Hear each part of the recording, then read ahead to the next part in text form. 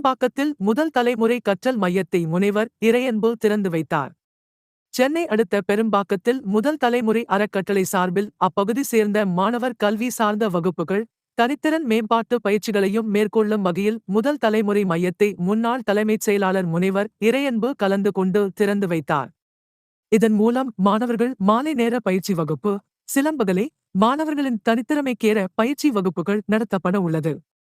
மேலும் கண்ணகி நகர் பகுதியில் கடந்த 6 ஆண்டுகளாக முதல் தலைமுறை அறக்கட்டளை சார்பில் 221 முதல் தலைமுறை பட்டதாரிகள் உருவாக்கப்பட்டு உள்ளனர். அவர்களை சந்தித்த இறையன்பு மாணவர்களுடன் கலந்துரையாடினர்.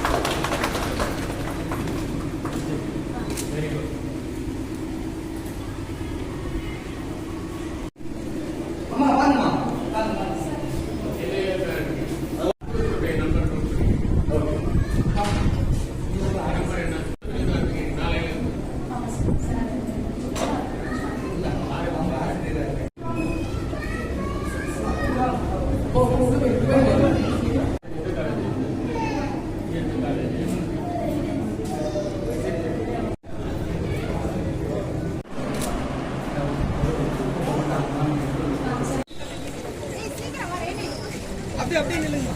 நடுவுல மட்டும்